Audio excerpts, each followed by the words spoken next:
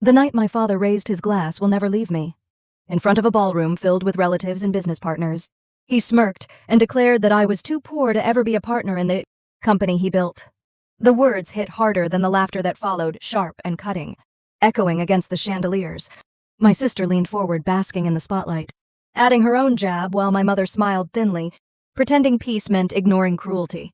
For a moment I sat frozen, my cheeks burning while my body felt cold. Every eye in the room weighed me down, as if my worth had been sealed by his toast, but inside something shifted.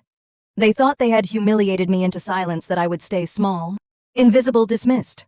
What they didn't know was that I had been preparing for years. Behind every insult they threw, I had been building. Behind every smile that excluded me, I had been buying. Long nights, quiet discipline. Choices no one saw until they added up to something they could never erase. They thought the toast ended my place at the table. Instead, it marked the beginning of theirs unraveling. My name is Naomi Miller, and this is how the daughter they mocked turned out to hold everything they once believed was theirs. The dining room at the Broadmoor Hotel glowed with warm golden light, crystal chandeliers catching on every wine glass, every polished fork. I had sat through 100 of these dinners before, but that night something in the air felt heavier. The long mahogany table was filled with relatives and business associates of my father, Robert Miller, the man who had built Miller Construction and made sure everyone in Denver knew it. My mother, Linda, sat perfectly composed beside him, her pearls gleaming, her smile rehearsed. Vanessa, my younger sister, leaned across her seat to show photos on her phone to a cousin, her laughter sharp and self-assured. I kept my head low at first, swirling the water in my glass, listening to the easy chatter around me. Everyone talked about projects, vacations, and golf trips. My name was mentioned rarely, usually followed by a quick, polite nod. It had been this way for years, me sitting at the same table but always treated as an outsider.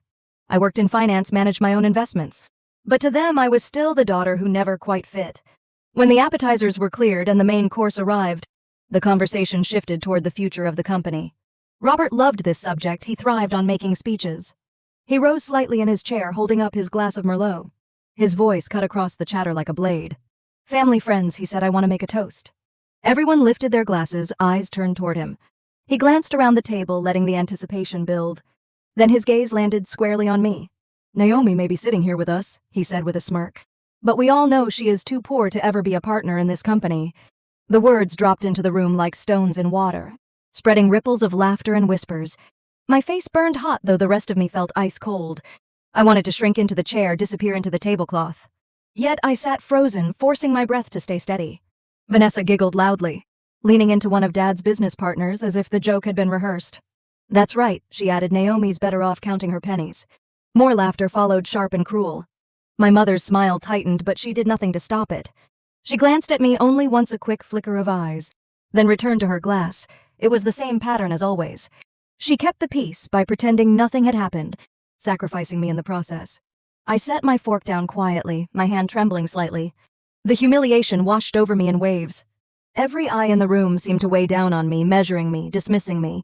I swallowed hard, pressing my lips together so I wouldn't give them the satisfaction of a protest. A cousin across the table cleared his throat, clearly uncomfortable, but no one dared speak against Robert. He filled the silence himself, raising his voice again. "Vanessa has vision," he said proudly. "She knows how to carry the Miller name forward. She is the future of this company." My nails dug into the cloth napkin resting in my lap. I felt something crack inside me, a small but undeniable snap. For years I had tried to belong, to prove myself, to ignore the sting of their words. But in that moment, as the laughter swelled and my father's smile stretched wider, I understood with painful clarity that I was never meant to be accepted by them. The waiter poured more wine, plates clattered faintly. Conversation picked back up as if nothing monumental had just occurred. I stayed silent, letting my father bask in his own performance. He thought he had humiliated me into place, but I knew something he didn't. Behind my downcast eyes, a fire flickered. Vanessa reached across the table to clink her glass against his, still laughing. A few others joined, raising their drinks, cheering for her future. I forced my expression into something neutral, swallowing every ounce of anger that threatened to spill. Not here, not now. I excused myself for a moment, slipping away toward the restroom. In the mirror's reflection, I caught sight of myself under the soft hotel lighting. My cheeks were still flushed, my eyes rimmed with heat. But behind that I saw determination. They thought I was powerless, that their words would break me. But the truth rested quietly in my hands. When I returned to the table, The mood had shifted back to casual conversation. Robert was telling a story about a recent contract, gesturing with his hands, basking in the admiration of his peers. Vanessa leaned back in her chair, smug and glowing under the attention. My mother filled glasses, her polite laughter covering every sharp edge. No one mentioned me again. No one asked for my opinion. I became invisible just the way they preferred, and so I let them. As dessert was served, I traced the edge of my spoon slowly, letting their voices fade into a distant hum. I thought about every sacrifice I had made, every time I had stayed silent. I thought about the long nights working spreadsheets, the careful decisions, the quiet accumulation of shares that none of them noticed. The humiliation of that toast lingered like a bitter taste, but it was already transforming into something else: fuel, power. A reminder that I didn't need to shout to be heard. When the dinner finally ended, the group moved toward the lobby, coats draped over arms, voices buzzing with plans for the next gathering. Robert clapped Vanessa on the shoulder, calling her his star. I walked a few steps behind, calm on the surface, storming within. The night air outside the Broadmoor was crisp, the city lights glowing against the dark sky. I inhaled deeply, letting the cool air cut through the sting of wine and humiliation. They thought they had put me in my place, but they had no idea where I already stood. And with that thought, I slipped into the backseat of a cab, silent, composed, and ready for what would come next. When I got home from the dinner at the Broadmoor, I kicked off my heels and sat on the edge of the couch, staring at the wall as if it might answer the questions rattling in my chest. The humiliation was still burning, but underneath it a heavier feeling settled. The weight of memories. My family had always been like this, and that night was only another chapter in a book I knew by heart. I could still see myself at 8 years old, standing in the backyard while Dad praised Vanessa for a drawing she had made. She had scribbled bright colors across the page, nothing remarkable, but he lifted her up as if she were Picasso. I had been holding my own school award, a certificate for math, and when I tried to show him, he barely glanced at it. He told me to stop interrupting. Even then, I understood my role. Vanessa was the star, and I was expected to blend into the background.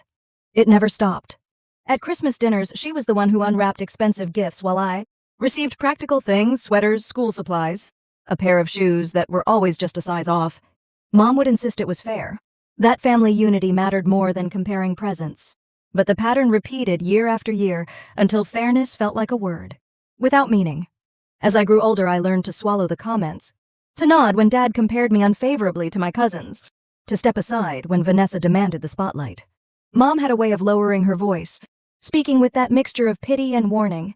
Naomi, keep the peace. Naomi, don't ruin the moment, for her harmony was worth more than truth. For me, it was a slow erosion of self. After high school, when I told them I wanted to study finance instead of joining Miller Construction, Dad laughed. He said women weren't cut out for real money, that I would be better off marrying someone who knew how to handle it. Vanessa got a car that year for her 16th birthday. I bought my first used sedan with money I saved from tutoring. No one noticed. Those years hardened me in quiet ways. Every time they dismissed me, I wrote it down in my head. A ledger of debts they didn't know existed. While they thought I was drifting, I was studying late into the night, running numbers, learning markets. I worked internships that barely paid, but taught me how money moved, how ownership really worked. I remembered one particular summer when I came home exhausted from a job at a brokerage firm. Vanessa was sprawled on the couch, scrolling through social media. She looked up and laughed. Working again, Dad says you are wasting your time. He says the company will never need you. I walked past her without answering, clutching the stack of research papers in my hand. That night, I promised myself I would never rely on their approval again. Mom's words often echoed in my mind: family unity. She said it so often that it became her shield. Anytime I wanted to speak up about Vanessa's favoritism or Dad's harsh words, Mom would step in. Do you want to tear this family apart? Keep your mouth shut. So I did, because a child learns quickly what brings less pain. But silence doesn't erase. It only buries waiting for the right moment.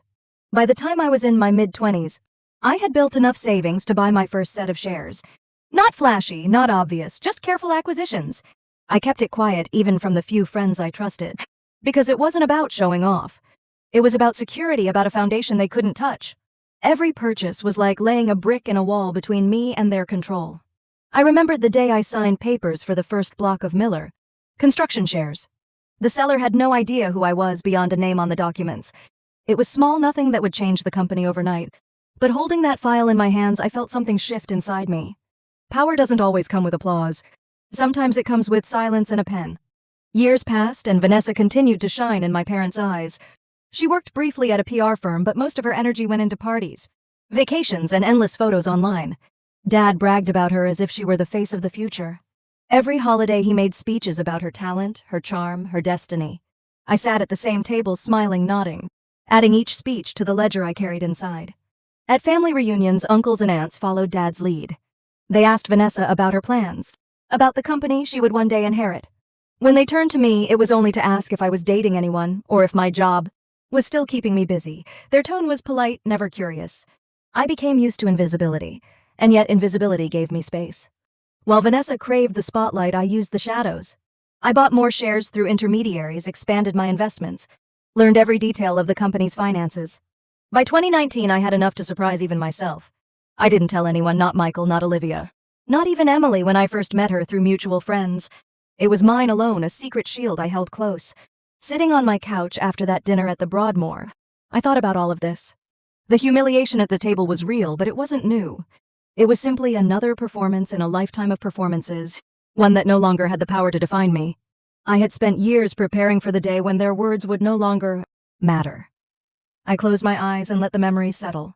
My father's voice sharp and smug, my mother's warnings about unity, Vanessa's endless laughter. They were all still with me, but they no longer carried the same weight. I had built something behind the scenes, and though they didn't know it, the balance had already shifted. The city outside my window was quiet, the skyline dotted with lights. I imagined them still at the hotel congratulating each other, certain that I had been put in my place. They had no idea. I stood stretching the tension out of my shoulders.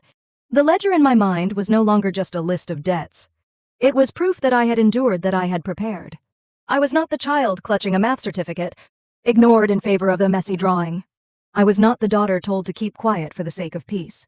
I was someone who had turned silence into strength. As I turned off the lamp and walked toward my bedroom, I felt a calm settle in. The fire inside me hadn't burned out. It had only grown steadier, waiting for the right moment. That moment was coming sooner than they thought. The night after the dinner at the Broadmoor had barely cooled when my phone lit up with a message from my father. He wanted me at the office first thing in the morning. There was no room for negotiation in his words, only the kind of demand I had grown used to since childhood. I considered ignoring it, letting him stew in his own arrogance. But some instinct told me to go. The next morning the air was sharp and dry, the Denver skyline bright against a pale winter sky. I drove across town to the Miller Construction headquarters, a brick building my father loved to call a monument to his legacy. Walking through those doors always felt like stepping onto foreign ground, a place that was legally part of my bloodline, but emotionally off limits. His secretary barely glanced at me before nodding toward his office. When I pushed open the heavy oak door, Robert was already seated behind his desk, glasses perched on his nose as he tapped a pen against a thick folder. Vanessa sat to his right, her manicured nails tapping the armrest of the chair, her smirk firmly in place. "Close the door," Naomi, Dad said without looking up. I did the click, echoing louder than it should have. My stomach tightened as I crossed the carpet and sat in the lone chair opposite them. The folder in front of my father looked official, the kind of documents I had seen too many times in my line of work. He finally raised his head. "You embarrassed me last night. Sitting there, sulking, making everyone uncomfortable. If you cared about this family, you would have smiled and toasted your sister. Instead of sulking like a child, I kept my face calm." "I did not say anything, Dad." "Exactly," he shot back. "Silence can be louder than words." Then he slid the folder across the desk toward me. Inside was a single-page document, neat, cold, already prepared. "Sign this." I skimmed the text quickly. It was a declaration, a waiver stating that I relinquished any claim or interest in Miller. Construction effective immediately. At the bottom, a space for my signature. My chest tightened, but I forced myself to breathe evenly. "And what exactly is this for?" I asked. Robert leaned back in his chair, lacing his fingers. "To keep peace in this family, you have no stake here. You have no resources, no real contribution. It is better for everyone if you put it in writing. This way, no one questions the company's future, and your sister can take the role she deserves." Vanessa chimed in, her voice light and poisonous. "Think of it as doing the right thing, Naomi. Dad is trying to protect you from embarrassment." I looked from one face to the other. Both wore the same certainty, the same belief that I was cornered. I let my shoulders sag slightly, feigning defeat. I picked up the pen, twirled it between my fingers, and let them watch me linger over the page. "You really believe I should give up everything just like that?" I asked softly. Robert's jaw tightened. "You do not have everything, Naomi. You have nothing here. You are poor compared to what it takes to run this company." Do you want people to laugh at you, sign it, and keep the family's image intact? My hand trembled slightly on purpose as I set the pen down. I let a silence stretch, then pushed the folder gently back across the desk. No. The word was quiet but solid, like a stone dropped into still water. Robert's eyes narrowed. He leaned forward, his voice lower but edged with steel. Do not be foolish. This is your chance to walk away with dignity. I met his gaze. I said no. For a moment the room froze. Vanessa's laugh broke the tension, high and sharp. She leaned closer to me, her perfume heavy, her smile dripping with mockery. You are just a shadow, Naomi. This company will be mine and everyone knows it. I stood slowly, smoothing the fabric of my jacket. My heart was hammering, but outwardly I stayed calm. I looked at Vanessa, then at Robert, memorizing their expressions. Their arrogance, their conviction that I had already lost. Thank you for your concern, I said evenly. But I will not be signing anything today. I turned toward the door. Robert's voice followed me, sharper now. Naomi, if you walk out of here without signing, you will regret it. I paused with my hand on the handle, the weight of his threat pressing against my back. I did not answer. Instead, I opened the door, stepped into the hallway, and let it close behind me. The secretary glanced up, curious, but I kept walking, my heels striking the tile floor with deliberate rhythm. Outside, the winter air hit my lungs fresh and cold, cutting through the heaviness of the room I had just left. I walked to my car with steady steps, though my hands shook slightly as I gripped the steering wheel. They thought they had cornered me. They thought the word poor was enough to chain me into silence. But I knew what they did not. Their game had already shifted. I drove away from the office, the skyline looming in the distance. My reflection caught faintly in the windshield. The humiliation from last night still lingered, but it no longer felt like defeat. It felt like the opening move in a battle I had already prepared for. I tightened my grip on the wheel, breathing slower, steadier. For the first time in years, I felt the strange taste of anticipation. They believed I was powerless. They would soon learn how wrong they were. As I merged onto Spear Boulevard, the city seemed to blur past me, all glass and steel under the pale morning sun. My chest was tight with adrenaline, every beat of my heart still echoing the moment I pushed that folder back, across my father's desk. I replayed his words, the sneer in Vanessa's laugh, the certainty in their eyes that I would cave like I always had. For years I had been predictable, the daughter who swallowed her pride and went along to keep the peace. Today I had broken that pattern, and the air itself felt different, sharper, alive. I pulled into a small coffee shop a few blocks from my apartment, needing space to breathe. The place smelled of roasted beans and sugar, soft jazz playing in the background. I ordered a black coffee and sat by the window, watching the world move outside. Families with strollers, office workers clutching their laptops, students dragging backpacks. None of them knew that just blocks away a private battle was unfolding. A battle that would determine who truly controlled Miller Construction. As I stirred the coffee absent-mindedly, I thought about how easily Robert had assumed I was powerless. He had no idea that years of dismissal had taught me to play the long game. I had learned to be patient, to calculate quietly, to let others underestimate me while I built something stronger behind the curtain. His arrogance was his weakness, and Vanessa's hunger for validation only made her careless. I checked my phone. No new messages from them yet, but I knew they would come. Threats, demands, attempts to guilt me into submission. I imagined Mom's voice next, soft and pleading, telling me to think of family unity. The script was old and I had memorized every line. Finishing my coffee, I stood and pulled on my coat. The decision had already been made the moment I said no. They thought they could shame me into silence, but all they had done was light the match. The fire was already burning and I was ready to see where it led. I met Michael at a cafe near Union Station. One of those modern places with exposed brick walls and floor-to-ceiling windows that made you feel like the whole city was watching. He was already there, hunched over his laptop, a black coffee in hand. When he looked up and saw me, his expression softened from his usual sharp focus into genuine concern. You look like hell, he said quietly as I slid into the chair across from him. I let out a laugh that carried no humor. Dad tried to make me sign away everything this morning. A neat little document to wipe me out of the company. Michael closed the laptop, leaning forward. Did you sign number good? His voice was firm, a small spark of pride flashing in his eyes. Naomi, do not forget who you are in this. You already own most of the shares. They cannot erase that with a single sheet of paper. I gripped the edge of the table, feeling the truth in his words, but also the rising storm that came with them. I've tried so long to keep it quiet. What if it all blows up? Then let it, he said, his tone steady. You have the law on your side. That is what matters, the law. That reminded me of the next step, the one I had been delaying. I pulled out my phone. Scrolling to the contact Michael had given me weeks earlier. Emily Carter. Corporate attorney, sharp as glass, relentless in her precision. I had spoken to her briefly once, but had not dared to go further. Now there was no choice. Later that afternoon, I sat across from Emily in her office on 16th Street. Papers were stacked neatly on her desk, a city skyline framed in the window behind her. She shook my hand firmly, her eyes assessing me with a calm intensity. Michael filled me in, she said. Tell me exactly what you hold and how you acquired it. I slid a folder across the desk. Inside were copies of every purchase agreement, every transfer, every signed document since 2019. She leafed through them quickly but thoroughly, nodding slightly as she went. You have been careful, she said finally. No gaps, no red flags. You are the majority owner of Miller Construction. By my calculation, just over 80%. Hearing it said out loud sent a shiver through me. I had always known the numbers, had always kept the spreadsheets neat and exact, but hearing her confirm it with such finality was something else entirely. Emily leaned back in her chair. If your father is pretending otherwise, he is not just delusional. He is vulnerable. Any attempt to sideline you could be challenged legally, and he knows that. I nodded slowly, my hands tightening in my lap. For so long I had felt like the powerless daughter, the outsider at the table. Yet here in this room the truth was undeniable. The balance had already tipped. Before I could respond, my phone buzzed on the desk. A new email. I almost ignored it, but the subject line froze me in place. Thought you should see this. It was from Aunt Margaret. I opened it. Attached was a chain of emails forwarded from her inbox. My eyes scanned the words, my pulse quickening with each line. It was Robert writing to other relatives. He claimed I had voluntarily given up any rights to the company.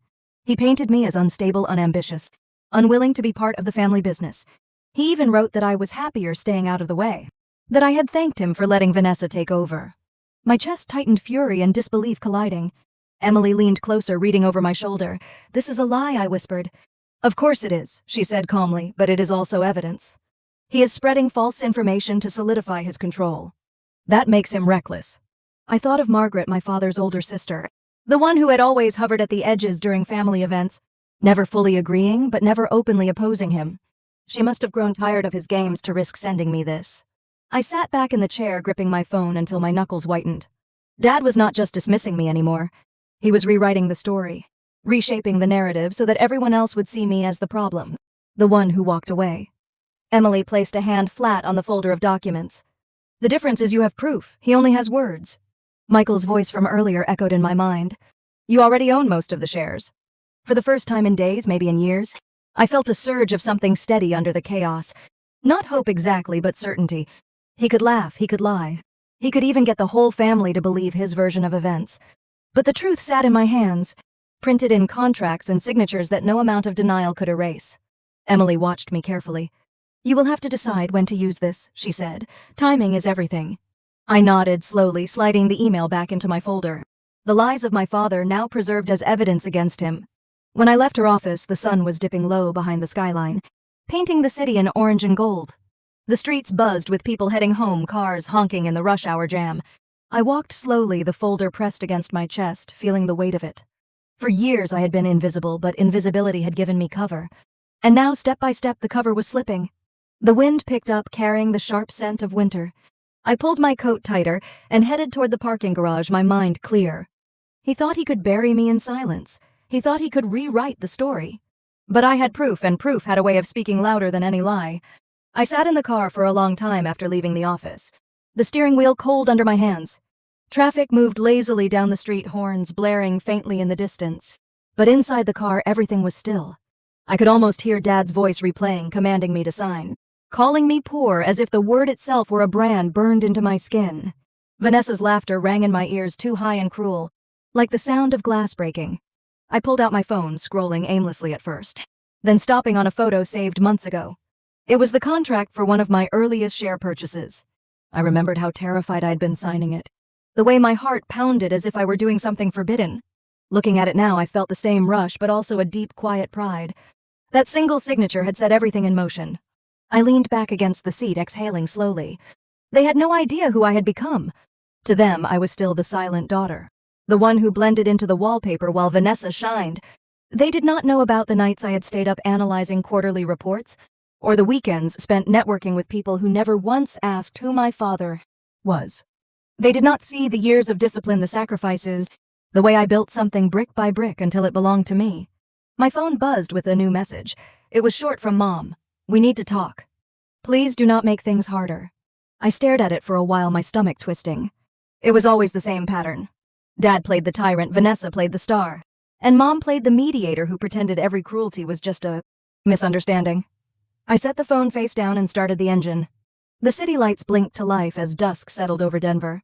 I drove in silence, the hum of the tires steady beneath me. The fear that had gripped me in my father's office was fading, replaced with something heavier but steadier, resolve. They thought they had seen the last of me when I pushed that folder back. In truth, that was only the beginning. Emily's office was quiet except for the low hum of traffic drifting through the tall windows. I had met her there to review a set of documents she was preparing for me. Proof of my ownership, carefully organized and ironclad. I was leaning over the desk with her when the door opened without warning. My father's voice filled the room before I even saw him. "Naomi." I froze, my breath catching, then turned. Robert stood in the doorway, his coat draped over one arm, his presence filling the space the way it always did, heavy and demanding. Emily rose immediately, her professional mask slipping into place. "Mr. Miller," she said evenly, "you should have scheduled an appointment." He smiled, that charming smile that fooled half the city, but never fooled me. "Forgive me, Emily. I only need a few minutes with my daughter." He looked directly at me then, his eyes softening in a way that almost seemed genuine.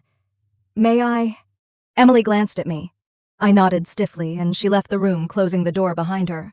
Robert walked slowly to the chair across from me and sat down, placing his coat neatly beside him. For a long moment he just studied me, his fingers drumming on the armrest. "You are angry," he said finally, his voice lower than usual. And I admit maybe I was too harsh at the dinner. I kept my face calm, waiting. He leaned forward, lowering his voice. "Naomi, I want us to work together. I want you by my side, part of this company in a real way." I let the words hang between us. He had never offered that before, not once. It almost sounded like what I had wanted to hear for years, but I knew better. My silence forced him to keep talking. He spread his hands as if in surrender. "Your sister is under a lot of pressure. She needs guidance. You could provide that quietly. And I could recognize you, finally, as my partner." The word stung. Partner. It sounded like a gift he was dangling, not a truth he could never take away from me. I folded my hands into my lap, my voice steady. "I do not need your recognition, Dad." His smile faltered. "I already am a partner. More than a partner, you know that." The softness drained from his face. His shoulders stiffened, his eyes narrowing the way they did when he prepared for a fight. "Do not push me, Naomi. I am giving you an opportunity here." "No," I said quietly. "You are trying to control me." For a heartbeat, his jaw worked, his teeth clenched, then he exhaled sharply. His voice changed sharper now, cutting through the calm. "If you do not comply, do not expect to remain part of this family." The words struck like a blade. Not because of the threat itself, but because of how easily he said it. For him, family was not blood, not loyalty, not love. It was leverage. I sat back, studying him with a clarity that made my chest ache. In that moment, I saw him not as my father, but as a man desperate to hold on to control, willing to cut his own daughter away if it preserved his power. "So that is what I am to you," I said softly. "A tool. Something to use or discard." He did not answer. He only stared, his face unreadable, now his silence confirmation enough. I rose from my chair, smoothing my jacket with slow, steady hands. "I will not play that role for you anymore." Robert stood as well, towering, his voice dropping to a low growl. "You think you are stronger than me. You think you can win." I met his eyes without blinking. "I think the truth is stronger than lies." For the first time in years, I saw hesitation flicker in his expression. Just for a moment, his mask cracked. Then he recovered, straightening his shoulders. "This is not over," he said, gathering his coat. He walked to the door, paused, and glanced back. His gaze was cold, detached. Then he left without another word. The office felt heavier after he was gone, as if his presence lingered in the walls. My legs shook, but I forced myself to breathe evenly to stay grounded. Emily returned a minute later, eyes sharp with concern. "What did he say?" "Exactly what I expected," I replied, my voice calmer than I felt. She studied me, then nodded, sliding the folder of documents back toward me. "Then you know what you have to do." I placed my hand on the folder, the weight of the papers pressing into my palm, and let the silence answer for me. I stayed in Emily's office long after my father left, the silence wrapping around me like a heavy coat. The hum of the city outside seeped faintly through the windows, but inside my world had narrowed to the echo of his words. "If you do not comply, do not expect to remain part of this family." They replayed in my head again and again, stripped of any warmth. He had not said it in anger that slipped out carelessly. He had said it with intention, like a man drawing a line in the sand. Emily busied herself at her desk, giving me space. But after a while, she looked up. "Naomi, are you all right?" I forced a small nod. He just confirmed what I already knew, which is, that blood does not guarantee loyalty. That to him, family is nothing more than leverage. Her gaze softened, though her voice stayed practical. That is painful to accept, but it also means you can stop waiting for something he is never going to give. What you do have are documents that cannot be erased. I let out a breath I had been holding. The folder on the desk seemed to glow faintly in the afternoon light. Not just paper, but years of my choices, my discipline, my refusal to crumble. Michael called just as I was leaving. I stepped into the hallway to answer. "How did it go?" he asked immediately. "He threatened to cut me out of the family," I said flatly. There was silence on the other end, then his steady voice. "He is scared." That is what threats mean. People only use them when they are losing control. I leaned against the wall, closing my eyes. Maybe, or maybe he just meant it. "Naomi, listen to me," Michael said firmly. "You are not alone in this. You have me, you have Emily, and you have the law. He can scream all he wants, but you hold the majority. Remember that." His words steadied me more than I wanted to admit. I thanked him quietly and slipped my phone back into my bag. Walking out of the building, I paused on the steps and looked up at the Denver skyline. The glass towers reflected the fading sun, sharp and unyielding. For years, I had let myself believe that if I just tried harder, smiled more, stayed quieter, my father would see me. But now the truth stood clear. He did see me. He saw me as a threat.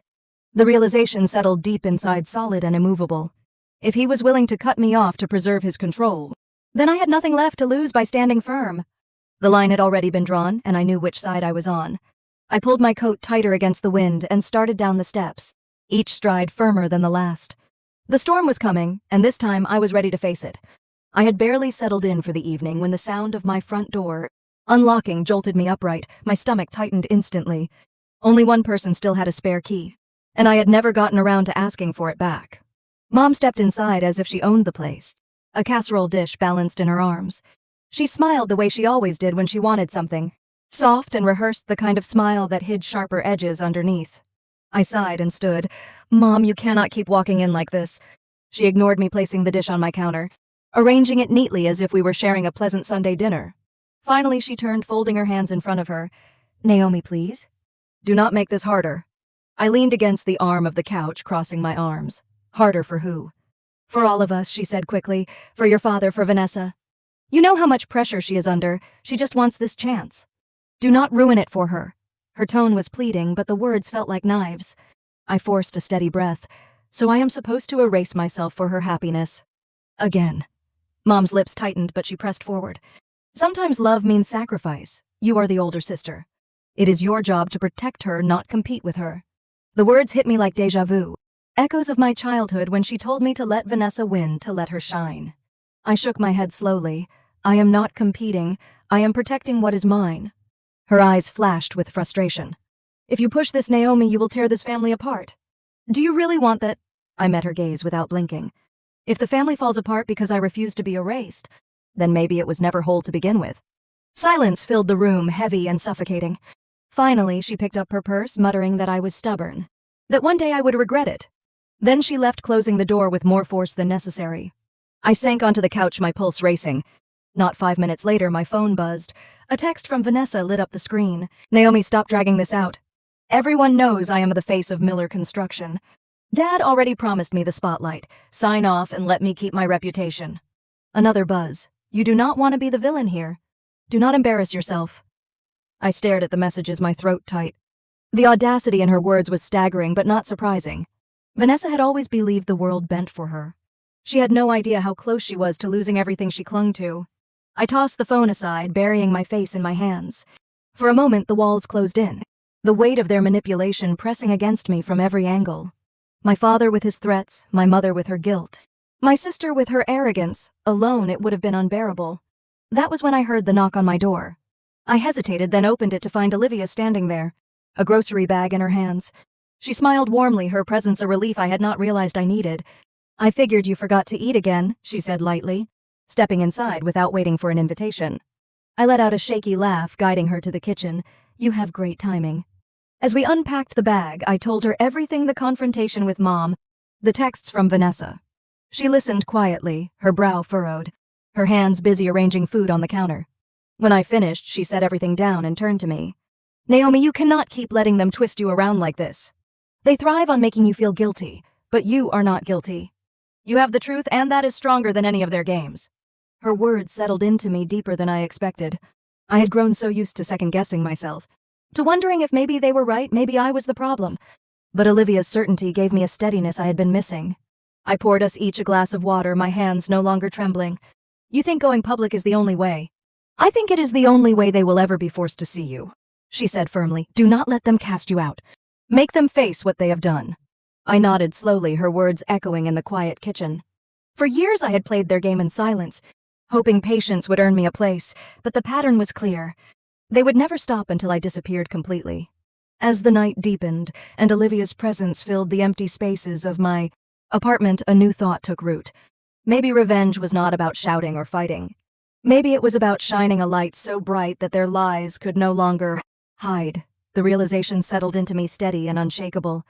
For the first time, I began to believe that my fight would not stay private much longer.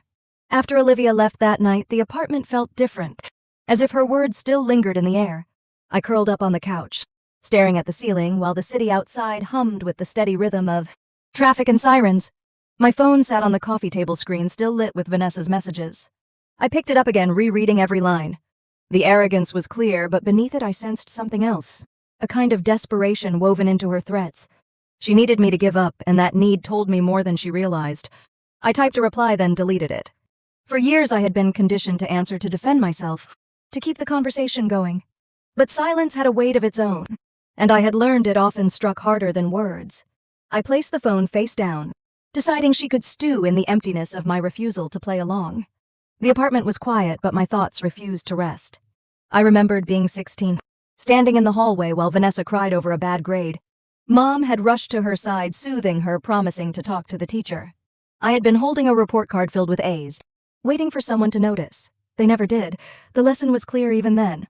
Vanessa's struggles were always center stage, and my efforts were background noise. That memory now burned in me, not with sadness, but with clarity. They had trained me to accept invisibility, but I had broken that training without even realizing it. Near midnight, I stepped onto my balcony. The Denver skyline glittered in the distance, tall and indifferent. The cold bit at my skin, but I welcomed it. I thought of my father's threats, my mother's pleas, my sister's texts. Each of them was trying to corral me into silence, using different tactics but with the same end. They wanted me to vanish so their story could remain untarnished. The wind whipped my hair across my face, and I let it stay there for a moment, grounding myself in the sharp sting of the night. For the first time I saw their pressure for what it truly was. Fear. They were afraid of what would happen if I refused to bend.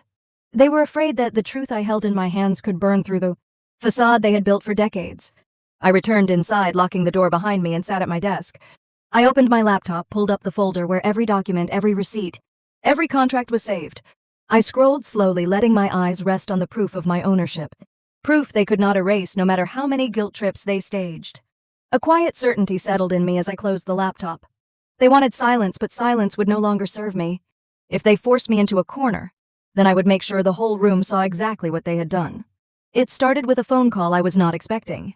My banker left a message. There had been unusual activity linked to my family name, and although my accounts were secure, he thought I should know. The words unusual activity echoed in my head as I drove downtown the next morning, anxiety pressing against my ribs like a heavy hand. Inside the glass tower of the bank, the lobby buzzed with people, the elevators like mouths swallowing briefcases and coffee cups. I was led into a quiet office where my banker spread a stack of papers across the desk like a dealer laying out cards. He explained that a credit bureau had flagged several large delinquent accounts connected to Vanessa's social security number. Thousands of dollars in overdue credit card balances, personal loans taken out with punishing interest rates, even a maxed-out boutique store card with purchases that read like a lifestyle. Column gone wrong. I stared at the pages, my pulse moving into a faster rhythm. Vanessa had always lived beyond her means, but to read it in ink made a different kind of ache, methodical, clinical. The numbers were staggering. Each line another glimpse into the life she'd been curating, online designer, bags, spa, weekends, vacations staged like magazine spreads. None of it had been real. The banker gave that cautious professional smile. It isn't directly your problem, of course, but sometimes family names get entangled. I thought you should be aware. He didn't have to say which direction the entanglement would tilt. I thanked him and left with the folder clutched to my chest. In the bank's garage, the fluorescent lights hummed. I sat in my car and flipped through the documents again until the dates blurred. The trail stretched back years. She had been drowning long before Dad began talking about her as the company's future. It hit me cold. Her push for the company wasn't legacy or ambition. It was survival. If she could secure control of Miller Construction, she would have access to money, credibility, and a shield behind which to hide the collapse. She wasn't fighting for success. She was fighting to keep a carefully manufactured image from cracking. That night, I spread the documents across my kitchen table like a conspiracy map. Olivia came by, saw the stack, and went quiet. Her eyes moved over ledger after ledger until they widened. "Naomi, this is worse than I thought," she said. "This isn't just overspending. It's systemic." I remember the steady way her voice cut through the fog in my head. Olivia leaned in. "Which makes her dangerous." She was right. Desperation changes people. A desperate person lies better, pushes harder claws when cornered. And Vanessa had the full weight of my father behind her. A man who could be blinded by his own desire to preserve an heirloom that, in his mind, bore the family name. The evidence felt heavier than the paper it was printed on. It was a portrait of motive. I organized the sheets into the same folder where I'd already been keeping my share certificates and Dad's incriminating email. The pieces fit together too neatly. For years I had been quiet, careful, and patient. Patience had a limit. Mine was gone. I slept poorly. The folder sat on my desk, its edges pressing into a stack of unopened mail as dawn crept light through the blinds. Sunlight striped the room in pale gold, but it offered no warmth. For a while I only stared at the folder, feeling the knot in my stomach tighten. Later that morning, Vanessa's social feed lit up with brunch photos, mimosas, sun-laughing friends. Her caption, "Living my best life, no worries in sight," felt like mockery. A staged scene meant to drown out whatever truth might surface. I tightened my hand around the phone until the plastic creaked. That afternoon, I carried the folder when I met Michael at a bar tucked away downtown. A place with wood-paneled walls and the faint smell of whiskey and old conversations. We sat in a corner booth. He watched me set the papers down, the light from the window catching the ink. "She is reckless," he said after a moment, flipping through statements with a frown. "This isn't just bad budgeting. This is a pattern. If the lenders come after her, she's ruined." "Exactly," I said. My voice was low, deliberate. "That's why she wants the company. It's not a legacy to her, it's life support. With Miller Construction under her, she can launder credibility for cash flow. She can buy time." Michael's face tightened. "Do you want to use this now?" I shook my head. "Not yet. The timing has to be right. If I move too early, it'll be spun. They'll call me vindictive. I need them comfortable enough to be stunned and then collapse." He studied me for a long second, then nodded reluctantly. "Just promise me you won't sit on it forever. Evidence is only useful if you're ready to show it." I promised him, though inside I already knew the contours of the plan forming. The image of Vanessa standing before the board, smiling as if she belonged, of Dad, proud and blind, of the family applauding, while a truth like an undertow pulled everything under those pictures, sharpened into a resolve I hadn't felt in years. That night, Olivia arrived with takeout and a softness that felt like shelter. I laid the papers out again and watched her reaction. She sank into a chair, the plastic container of dumplings forgotten between us. "She has built everything on appearance," she said finally. "If this comes out, the image unravels. That's the point," I said. My words weren't triumphant. They were precise. Not to watch her fall for sport, but to force the truth. To stop the lie she's been selling Dad. Olivia reached across the table and gripped my hand. "Then use what you have. Stop letting them write the story for you." Her words clung to me when she left, echoing in the quiet apartment. I stood at the window and looked out over the Denver skyline, tiny lights like indifferent stars. For years, I had convinced myself that patience would earn me a seat at the family table. Instead, patience had allowed them to tighten their grip. I unlocked the desk drawer and slid the folder into my bag. Each paper inside felt like a small instrument of reclamation. They were no longer mere numbers, they were testimony. A ledger of truth against a lifetime of staged perfection. After I packed the folder, I gave myself one last, honest question. Was there any part of me that still craved their approval? The answer surprised me. Maybe a small part, but not enough to let them win. The next day, the world moved on. Vanessa posted a selfie Dad made, call after call about succession. And the company emails filled my inbox. I was careful, measured. I did not broadcast a single word. Instead, I watched, collected, and planned. The ledger waited in my bag like a loaded instrument, silent until the cue. Night after night, I pored over statements, tracing signatures and cross-referencing dates with meetings and press releases. The more I looked, the clearer the pattern became. Debt rolled into new loans, lavish purchases masked by shell accounts, a smokescreen of investors and consultants. She had been clever, but not clever enough. It would be enough, I decided, to make them stop pretending long enough for the truth to breathe. Not for revenge's sake, though the thought tasted sweet in a small place in my chest, but to peel back the varnish Dad had lacquered on the family until it cracked. The evidence was mine, now undeniable and heavy. And with it, I had one more weapon for the day the truth would finally come to light. For years, I had been the shadow. The shadow had become a cover I could use, until I stepped into the light and forced them to face what they had been hiding. Emily's conference room smelled faintly of ink and leather, the kind of professional calm meant to reassure clients. For me, it felt like the staging ground of a war. Stacks of documents lay in front of us, carefully arranged in neat folders. Emily sat across the table, flipping through each page with her usual precision, her pen tapping when she reached a point worth highlighting.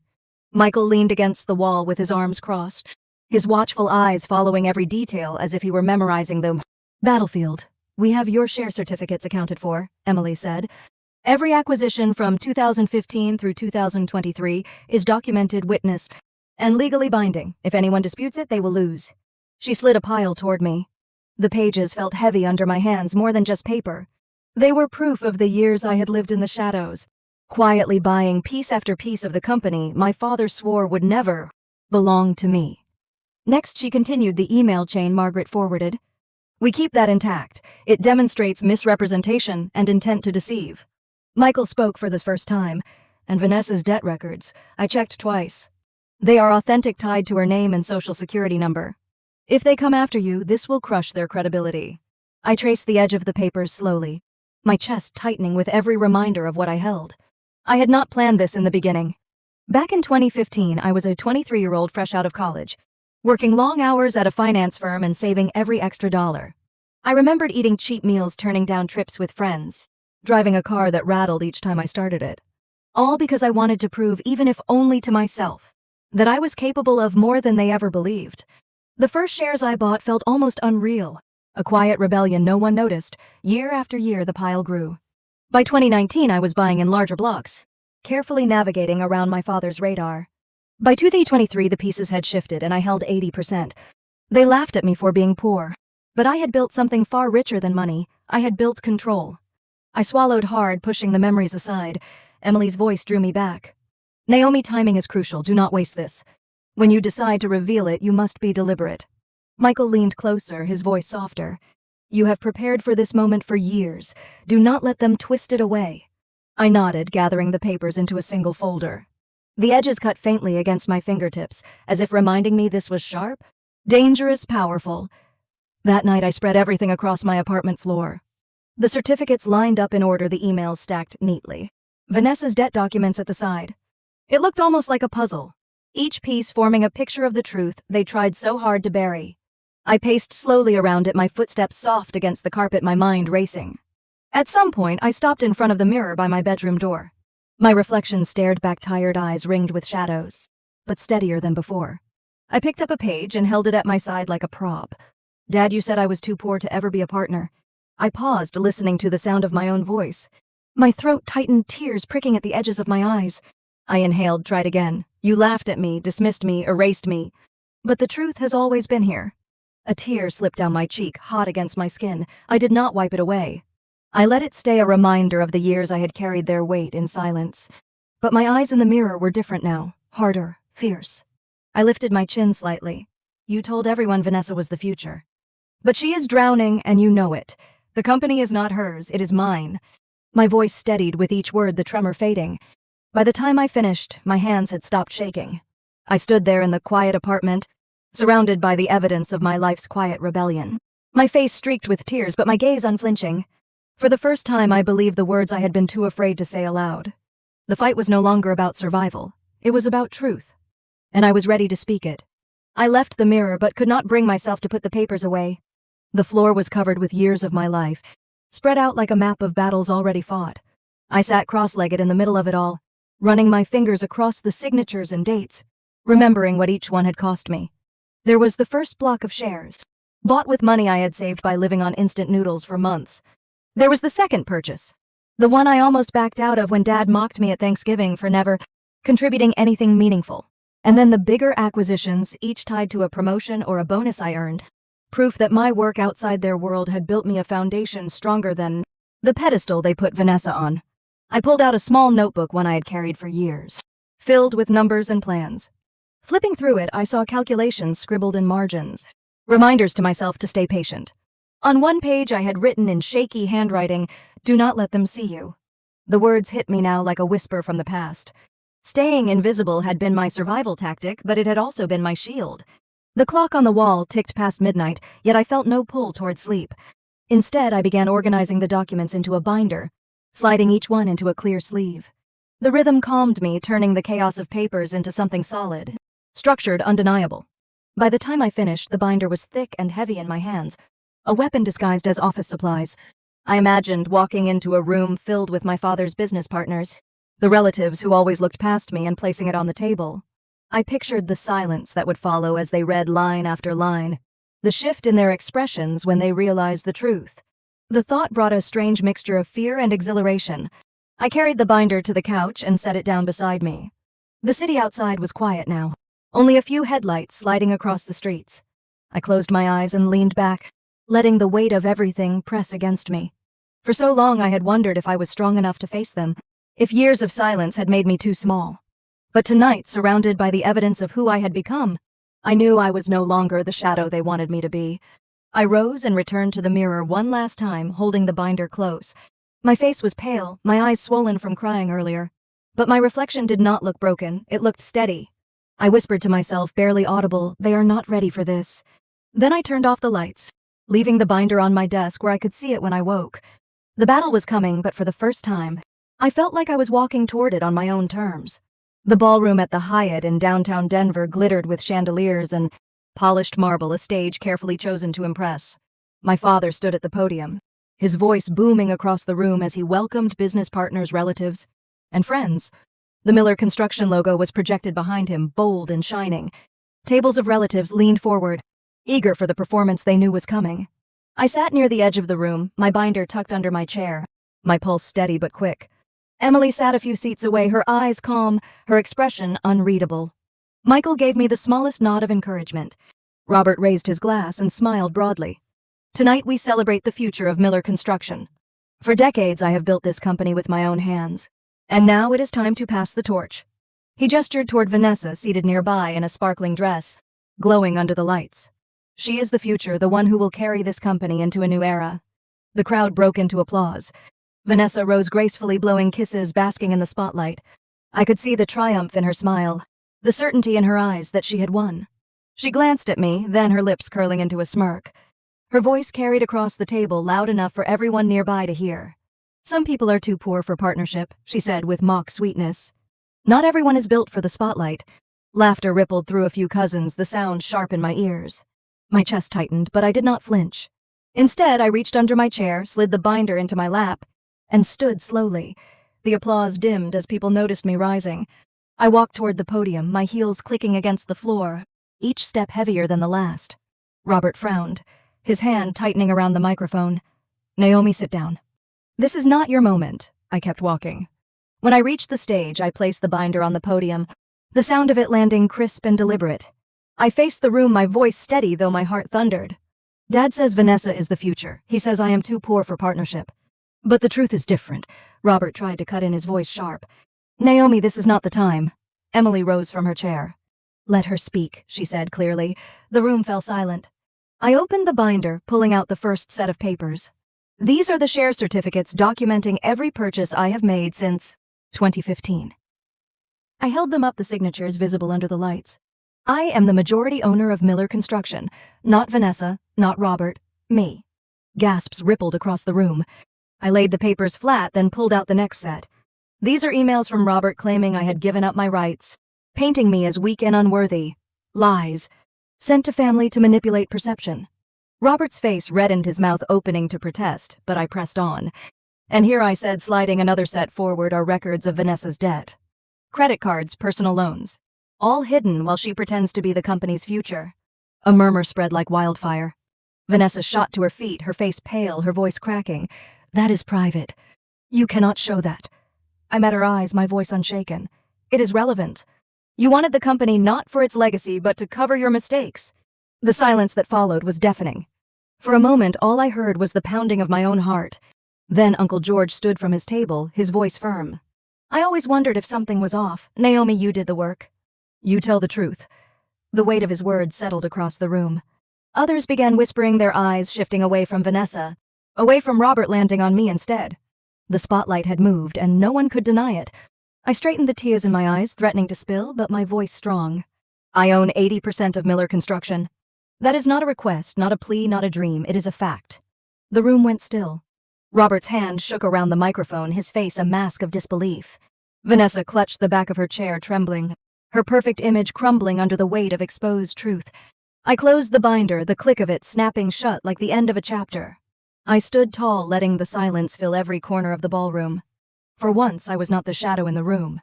I was the one everyone saw. The night air outside the ballroom was cool when I finally stepped away from the stage, my heart still racing. Inside, the murmurs continued, relatives shifting, business partners recalculating. Behind me, the truth had landed, undeniable, unshakable. And in their silence, I finally heard what I had been waiting for all my life. Recognition. I lingered near the entrance of the ballroom after stepping off the stage, my hands still trembling from holding the binder. People avoided my eyes at first, their conversations dropping into nervous whispers. Then slowly the tide began to turn. One of my cousins, a man who had barely spoken to me in years, came over and placed a hand on my shoulder. "You did the right thing, Naomi," he murmured, his voice almost reverent.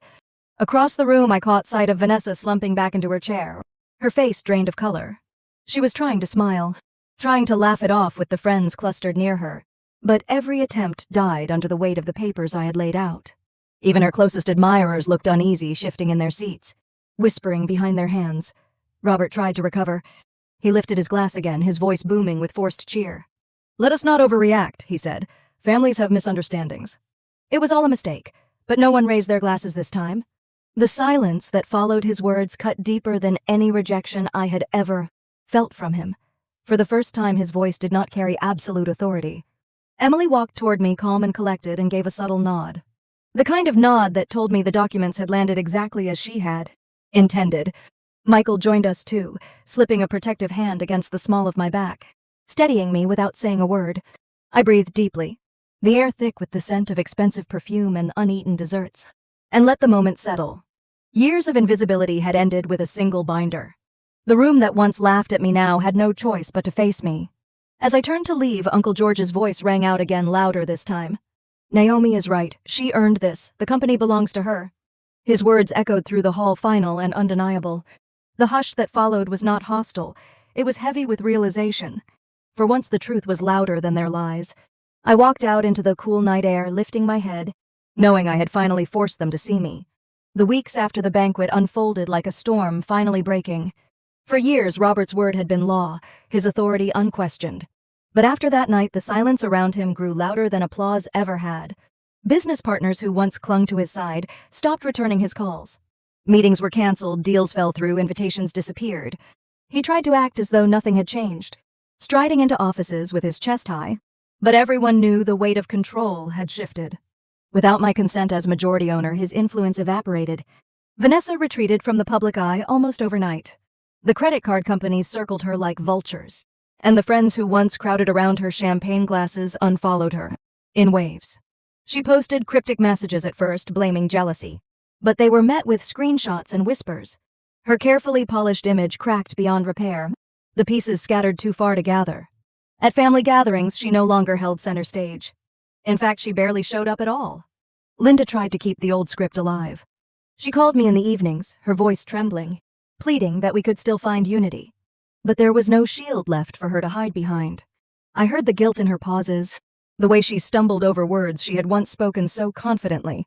Protecting Vanessa had been her only mission, and now with Vanessa exposed, she had nothing left to defend. I listened, but I no longer bent. My silence was not anger this time, it was freedom. For the first time in my life, I felt light. My days were not consumed by waiting for their approval or anticipating their next blow. I spent mornings at the office building projects under my own leadership, Afternoons walking through neighborhoods of Denver with Michael, who reminded me that my success was mine alone. Olivia became my anchor, pulling me back into joy with her laughter and quiet wisdom.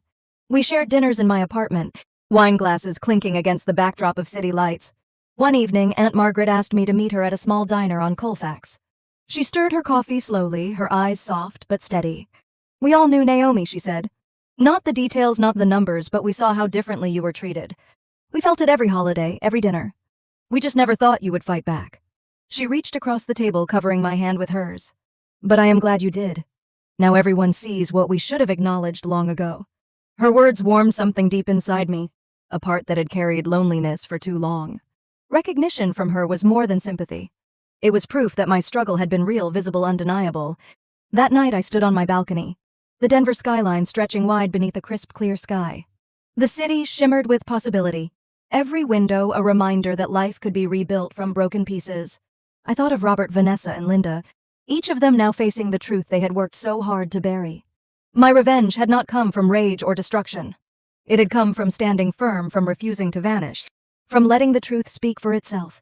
The stars above felt closer than ever. I lifted my face to the sky, breathing in the cool night air, and a quiet smile spread across my lips. If you have ever been underestimated, remember this. Truth and determination are your strongest weapons, and sometimes the sweetest revenge is simply to live free, with your head held high, while those who tried to erase you are forced to face the light. The days turned into weeks, and the ripples of that night spread further than I expected. Calls came in from relatives who had once avoided me, their voices softer now, filled with apologies they had never dared to offer before. A cousin admitted he had always wondered why my accomplishments were brushed aside, why my efforts were ignored. An aunt confessed she had bit her tongue at countless dinners, afraid of Robert's glare if she dared defend me. Each conversation felt like a weight lifting from my chest, proof that I had not been invisible after all. They had seen, they had known, and now they finally spoke the truth aloud. Meanwhile, life outside the family grew brighter. I signed new contracts under my name, not my father's, and the respect in the voices of clients and partners felt like sunlight. Michael stood by me at every step, his steady belief in me never wavering. Olivia brought balance, reminding me that success meant more when shared with people who truly cared. My apartment, once a refuge of silence and doubt, became a place of laughter, warmth, and plans for the future. Robert stayed quiet. The man who had once filled every room with his voice now lingered on the edges, stripped of the power he clung to. Vanessa disappeared from the spotlight, her name fading from the conversation she once dominated. And Linda, though she still called occasionally, no longer tried to guilt me. Her words had lost their grip. One evening, standing at my window, I realized I no longer carried the fear of being cut off. I had not lost a family, I had gained freedom. The truth had not just set me apart from them. It had set me free to build the life I had always deserved. The Denver sky stretched wide and open, stars scattered above like quiet witnesses. For the first time in my life, I did not wonder if I belonged. I knew I did not because they gave me a seat at the table, but because I had built my own. And in that certainty, I felt the sweetest form of revenge. Spring settled over Denver with a gentleness I had almost forgotten existed. The city streets bloomed with color. Coffee shops spilled laughter onto sidewalks. And I found myself walking with Michael and Olivia more often than I ever had. Life no longer felt like something I had to survive. It felt like something I could shape. Robert retreated into silence, his empire reduced to whispers of what once was. Vanessa's name slipped from conversations, her debts now her own to carry. Linda moved quietly between them, no longer able to play peacemaker when no one wanted the role. And me, the daughter once called too poor for partnership, stood at the helm of a company I had built piece by piece, unseen until the day I chose to be seen. My aunt's words echoed often, we all knew, but now I know too. One night I stood on my balcony, wine glass in hand, the Denver skyline glowing like a promise. The scars of the past would never fully fade, but they no longer bound me. The truth had spoken, and I had chosen to live free. That was the ending. And the beginning.